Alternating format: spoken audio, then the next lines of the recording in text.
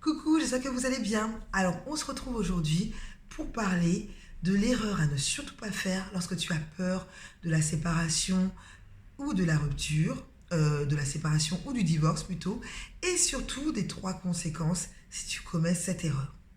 Donc moi, je suis Lucie, on se retrouve chaque semaine pour que je te partage des conseils, des actions à appliquer immédiatement pour créer ta relation de couple idéale à partir de ta relation actuelle, d'accord? Et tout ça sans te perdre.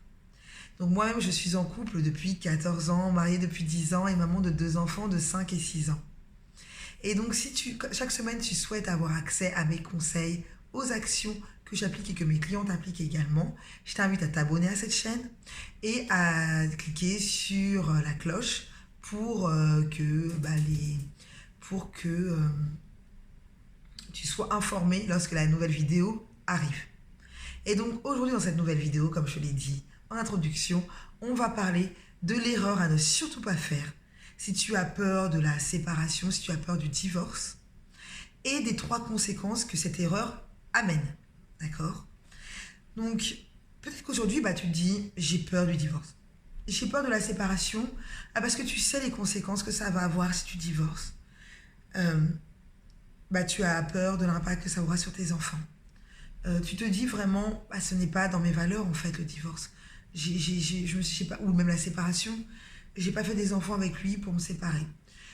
Je dis à chaque fois que je ne m'adresse pas aux personnes qui sont dans une relation toxique, à travers laquelle il y a des violences psychologiques ou physiques. Non, je suis vraiment je m'adresse vraiment aux femmes actives, aux mamans, aux épouses qui se disent vraiment, je veux créer ma relation idéale à partir de mon couple actuel, sans me perdre bien sûr, d'accord? J'espère que c'est bien clair ça.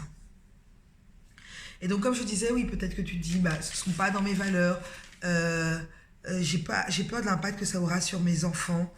Et puis, clairement, j'ai pas envie de me retrouver maman solo, en fait. Non, j'ai pas envie de ça. Et puis, en fait, j'ai encore des sentiments pour mon mari. J'ai envie de sauver cette relation de couple. Et pour autant, je veux plus. Cette relation que j'ai aujourd'hui, il y a des choses, il y a des failles, et j'aimerais y remédier, j'aimerais travailler dessus. Et donc, l'erreur à ne pas faire quand tu es dans cette situation ou que tu commences à avoir peur du divorce, de la séparation, c'est d'en parler à tes amis et en parler à ta famille. Ça, c'est une grave erreur que je vois trop souvent autour de moi, que je vois aussi auprès de mes clientes. Et en fait, derrière, quelles sont les conséquences, en fait? Ces personnes-là, elles t'aiment. Ces personnes-là, comme j'ai commencé, les conséquences, c'est que ces personnes-là ne sont pas impartiales. Au contraire, elles sont partiales. Et donc, ça va amener du jugement. Ça va amener du jugement. Les personnes vont juger ton couple et vont surtout te juger toi. Et en plus, vont juger ton conjoint. Ça fait beaucoup trop. Donc ça, c'est la principale conséquence. La deuxième conséquence, c'est que du coup, avec ce jugement-là, ça va amener de la rancœur. Ça va amener de la brouille. Il va y avoir de la compréhension, de la rancœur, de la distance qui peut s'installer entre tes amis et ton couple. C'est tout ce que tu ne veux pas. Parce que tu tiens à ces personnes-là et ces personnes-là tiennent à toi. Et pour autant, je reviens sur le premier point, elles ne sont pas impartiales. Au contraire, elles sont partiales. D'accord? Et le troisième et dernier point, elles vont te faire ancrer dans ton cerveau des pensées qui ne t'appartiennent pas. Oui, les hommes sont tous les mêmes. Oui, les hommes ne font pas passer en priorité leurs femmes. Oui, qu'est-ce que tu peux attendre de plus d'un homme? Oui, les hommes aiment tromper.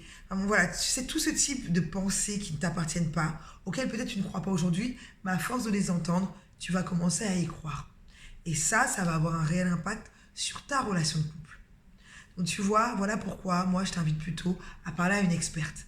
Et j'aime bien dire, est-ce que tu parlerais est-ce que tu demanderais conseil pour la création de ton CV à une personne qui est au chômage depuis 2 ans?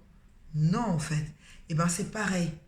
Demande un conseil à une experte en relation de couple, à une sexothérapeute, à une thérapeute, à qui tu veux, mais une personne dont c'est l'expertise, une coach aussi, une love coach, dont c'est l'expertise, et pas forcément une personne lambda qui est ton amie, mais pour autant qui ne sera pas impartial. Vraiment, ça c'est l'erreur commune que je vois trop souvent et qui crée vraiment des brouilles au sein du couple.